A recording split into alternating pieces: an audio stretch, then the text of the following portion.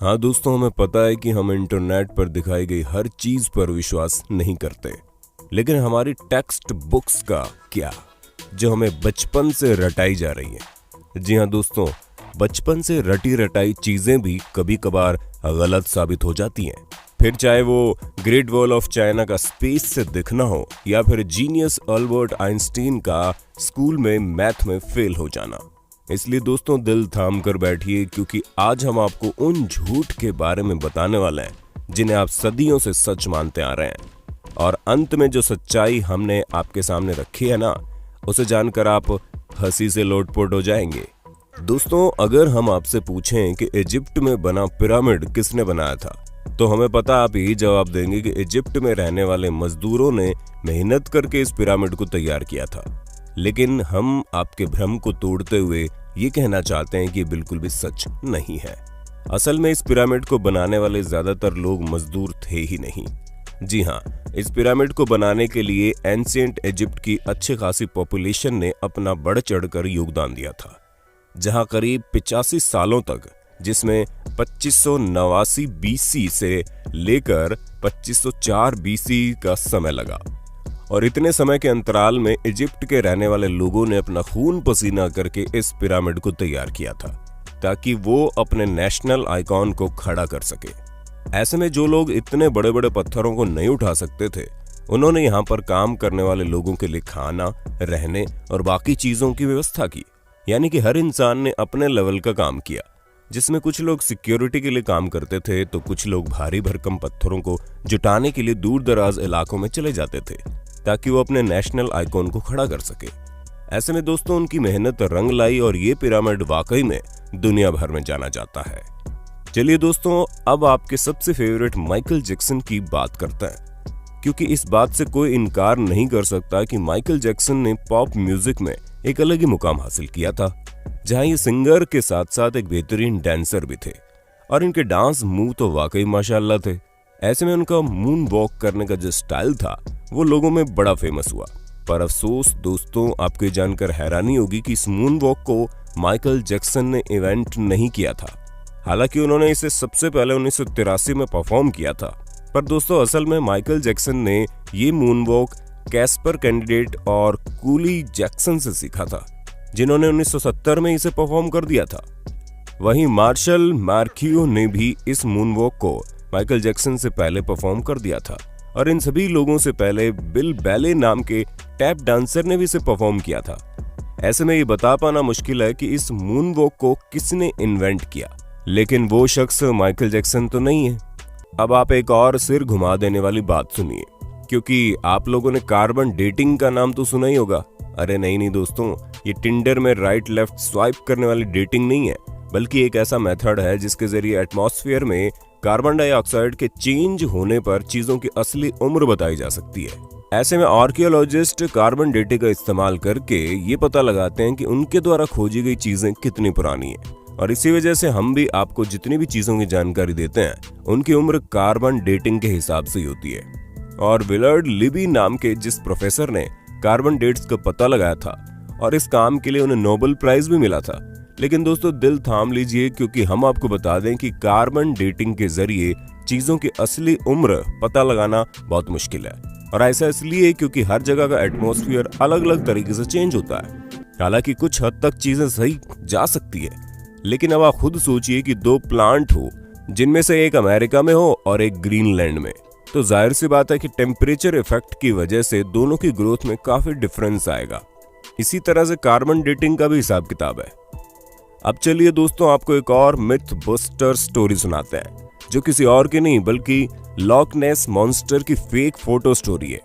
जी हाँ दोस्तों, जहां इस मॉन्स्टर की फोटो को न्यूज़पेपर में दिखाकर लोगों को हैरान करने में कोई कसर नहीं छोड़ी गई थी।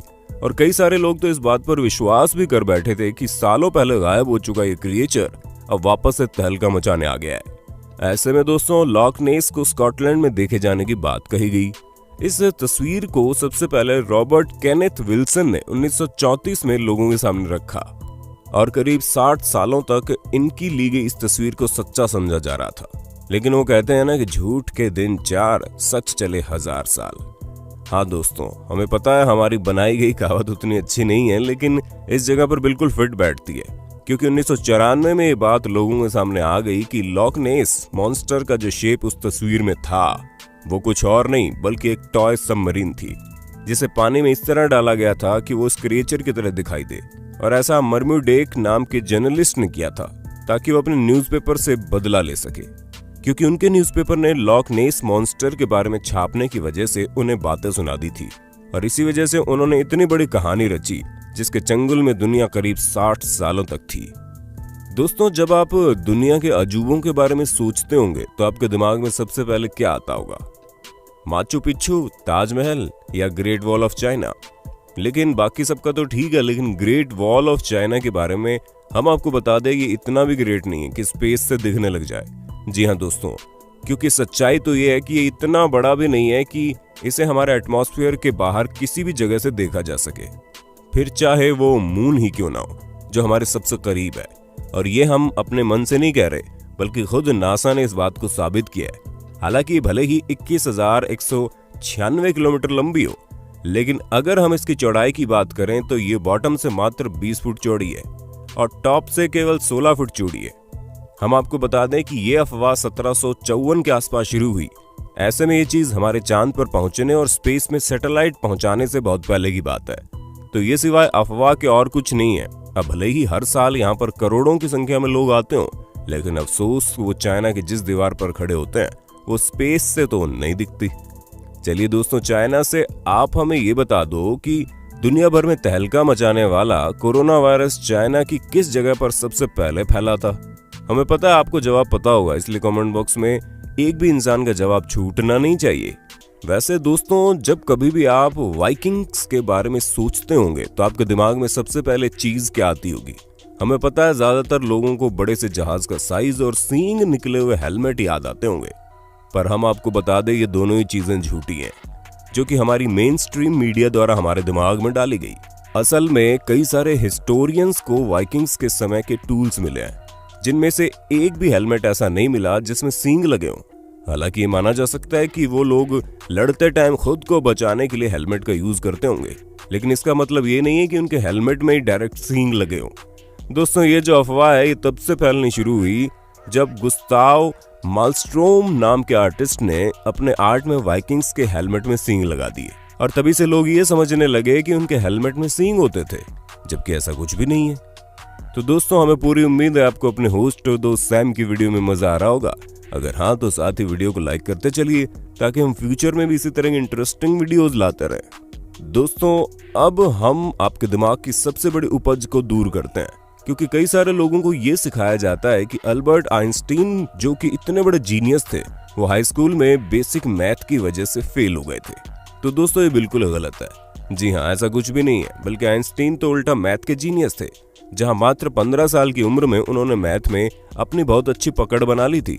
अब दोस्तों, जाहिर सी बात है, जो शख्स फिजिक्स की दुनिया में इतनी बड़ी उपलब्धियां पाया हो, उसे बेसिक मैथ ना आती हो, वो भी हाई स्कूल के समय में, ये चीज थोड़ी सी खटकती है। पर हमें तो बुरा उन लोगों के लिए लगता है जो ये सोचते हैं कि उन्हें मैथ नहीं आएगी, फिर भी वो साइंटिस्ट बन जाएंगे।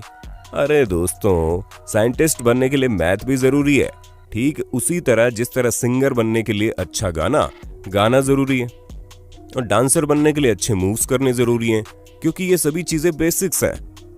दोस्तों, हमें पता है आपको इस बारे में कुछ भी पता नहीं होगा, लेकिन हम आपको बता दें कि 19वीं सदी के मध्य में अमेरिका में एक बहुत बड़ी अफवाह चली थी, जहां पर सिगरेट बेचने वाली कंपनियां एडवर्टीजमेंट में कहती थीं कि सिगरेट सेहत के लिए अच्छी होती है।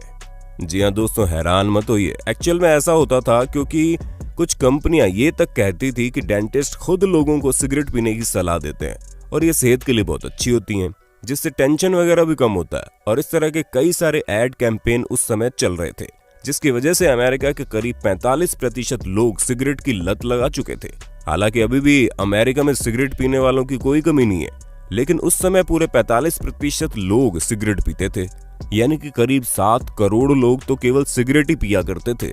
वो तो बाद में पता चला कि ये सेहत के लिए हानिकारक है, जिससे भगवान आपको अपने पास जल्दी बुला लेते हैं, और इसी वजह से लोगों ने मरने के डर के कारण सिगरेट को टाटा बाय बाय कहना जरूरी समझा। पर शायद अभी भी कुछ लोग इस बात को नहीं समझते हैं। दोस्तों आज के लिए बस इतना ही। उम्मीद है आपको हमारी वीडियो पसंद आई होगी। अगर हाँ तो इस वीडियो के बारे में हमें कमेंट करके जरूर बताना और ऐसे इंटरेस्टिंग वीडियोस लगातार देखने के लिए हमारे चैनल को लाइक, शेयर और सब्सक्राइब करना बिल्कुल ना भूलें। धन्यवाद।